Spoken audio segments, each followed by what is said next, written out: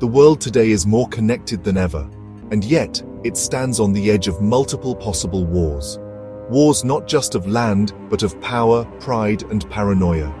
From the trenches of Eastern Europe to the Straits of the Pacific, these are the conflict zones that could shape our future.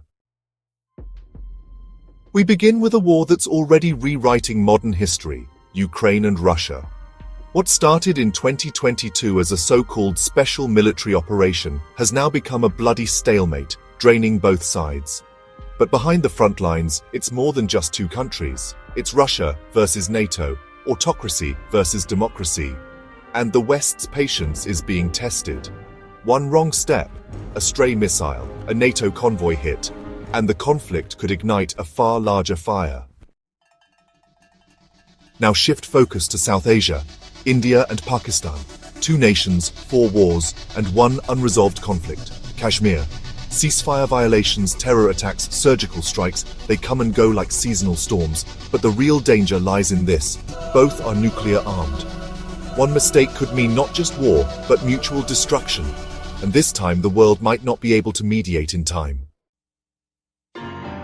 Then there's China and Taiwan, perhaps the most likely flashpoint of a global war.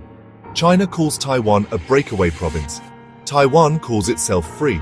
And the United States, it calls Taiwan a strategic partner. Military drills are increasing. US ships patrol the Taiwan Strait. Chinese jets cross the median line more frequently than ever. If a war breaks out here, it won't just be about land. It will crash global markets, choke the semiconductor industry, and possibly start World War III. Next, Iran and Israel. A shadow war now turning into direct confrontation. Israel wants to prevent Iran from going nuclear. Iran wants to push Western influence out of the Middle East. What began as assassinations and cyber attacks has now turned into drone strikes, air raids, and open threats. If this explodes, it won't stay confined. Lebanon, Syria, the Gulf, all could get pulled in, and the global oil economy could spiral. Don't underestimate the waters of the South China Sea. China claims most of it. Vietnam, the Philippines, Malaysia, all disagree.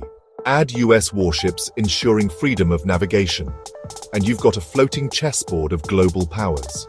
Why does it matter? Because over 30% of world trade flows through this region.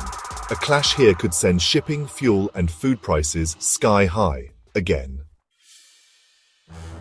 One of the coldest places on Earth is heating up fast, politically.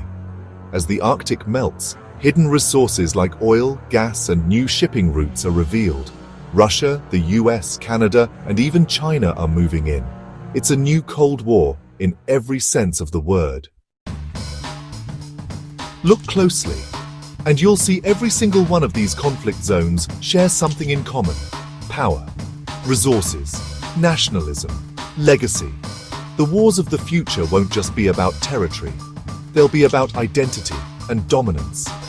And while some battles may never go hot, the world is already at war, in trade, tech, propaganda, and alliances.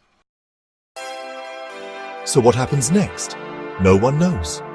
But one thing is clear: peace can't be taken for granted anymore. Which conflict do you think is most likely to erupt? Let me know in the comments.